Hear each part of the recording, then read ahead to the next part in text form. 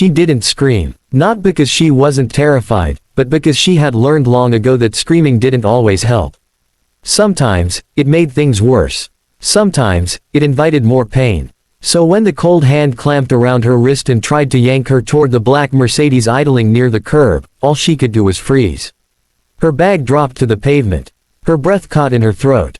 The street was mostly empty. Rush hour had long passed, and the late evening shadows swallowed the sidewalk in silence. The man, expensively dressed, the kind of man who thought money could buy anything, tightened his grip.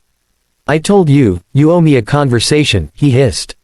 I said no, she whispered. "Don't act like you're better than me, Anna. You were happy to talk when you thought I was just being generous. You knew exactly what I wanted. Now, come on." She dug her heels into the ground, but he was stronger. Her arm twisted as he pulled harder. She glanced around in panic. That's when she saw them. A man, perhaps in his early 30s, pushing a stroller with one hand while holding a small girl's hand with the other.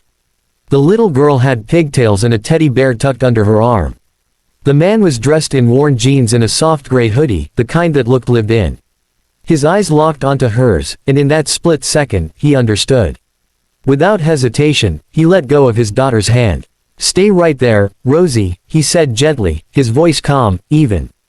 "Hold Teddy tight." Then he moved. Fast. The grip on Anna's wrist vanished in a blink. One moment, the millionaire was trying to drag her into the car. The next, he was flat on his back, his designer sunglasses lying a few feet away, one lens cracked.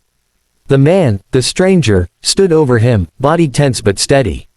"You don't touch women like that," he said quietly. "You don't touch anyone like that." The millionaire scrambled to his feet, his pride bleeding more than his lip.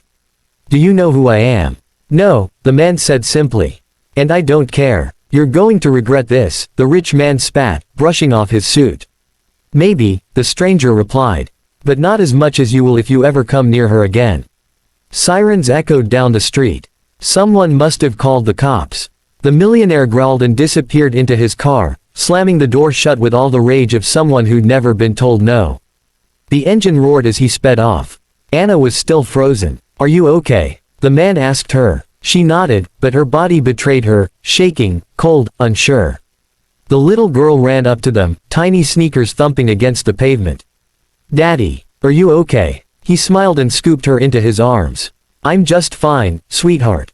The girl turned to Anna. "My daddy's really strong. Did he save you?" Anna felt something crack inside her, a dam of emotion that had been holding back for too long. She crouched beside the girl and nodded slowly. Yes, he did." The man held out his hand. "I'm Mark." "Anna." They stood in awkward silence for a beat, the girl now tugging on her father's hoodie. "Can we go get ice cream now?" Mark looked at Anna. "Would you like to come with us?" She blinked, caught off guard. "I don't want to intrude." "You wouldn't be. I think it might help her," he said, glancing at Rosie, "and maybe you too." So she said yes. The ice cream parlor was a warm, golden bubble of safety. Rosie ordered strawberry with rainbow sprinkles. Mark got plain vanilla. Anna stared at the options for a while before choosing mint chocolate chip. They sat at a corner booth. Rosie swung her legs under the table and hummed to herself while eating.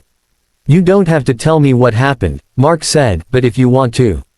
Anna sighed. "He's the owner of the PR firm I interned for. I thought he was helping me with contacts. But last week, he cornered me in his office and asked me to dinner. I said no. He didn't take it well. Tonight, he saw me leaving the library." Mark's jaw tensed. "I didn't know what to do," she added softly.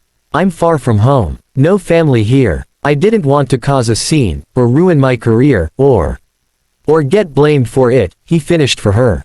She looked at him, her eyes wide. "I get it," he said. "People always want a reason to not believe women." Anna looked down at her melting ice cream. "Thank you for stepping in." Mark took a long breath. "I was raised by a single mom. She went through similar things. I swore if I ever saw something like that happening, I wouldn't stay quiet." Anna glanced at Rosie, who was now giggling as sprinkles fell onto the table. "She's lucky," she said. "I'm the lucky one," he replied. "I didn't think I'd ever get to be a dad. Her mom left when Rosie was 2. Couldn't handle the pressure. I've been raising her on my own since then." There was no bitterness in his voice. Only love. Anna found herself smiling. It felt strange, after what had just happened, but good. Warm. Real. The days turned into weeks. They didn't plan it, but life kept bringing them together. Anna would pass the same park on her walk to the train, and there Rosie would be, feeding ducks with her dad. One day, Anna brought breadcrumbs too. Another day, she brought a picture book Rosie might like. Then came the coffee runs. The bookstore chats. The soft laughter between two people who hadn't smiled in a while. Anna started to open up more. She told him about her dream of becoming a writer, her struggles with rent, the guilt of leaving her parents behind to chase a career in a city that didn't seem to care. He listened. And Mark shared too, his exhaustion from working 2 jobs, the fear that he'd never be enough for his daughter, the ache of loneliness after bedtime stories were read and dishes were done and the house fell silent. One evening, as they walked Rosie home from daycare, Anna felt a little hand reach up and grab hers. "Are you gonna be my new mommy?" Rosie asked, completely serious. Anna blinked, stunned. Mark froze. Then Anna knelt down beside Rosie, her heart pounding. "I don't know, sweetie. But I love spending time with you and your daddy. And I'm really happy you like me." Rosie smiled like that was the best answer in the world. Later that night, when Anna was about to leave, Mark stopped her at the door. "I didn't ask her to say that," he murmured. "I know. But I've thought about it. About what it'd be like." Anna looked up at him, really looked. There was so much vulnerability in his eyes. So much hope. She touched his hand gently. "So have I. 1 year later, in the same park where they first shared ice cream, Anna read her first published story at the local fair. It was about a woman who found her voice again. Who stopped being afraid. Who learned that strength doesn't always roar. Sometimes it's the quiet man who steps in front of danger, even with a child watching. Rosie clapped the loudest. Mark stood beside her, pride written all over his face. They weren't perfect. They had their challenges. Late nights. Daycare problems. Writer's block. Mark's unpredictable work hours. But they had each other. And love, the real kind, the kind that shows up when it matters most. And sometimes, that's all it takes to rewrite a life. One brave moment, one outstretched hand, and a little girl watching, learning what heroes look like.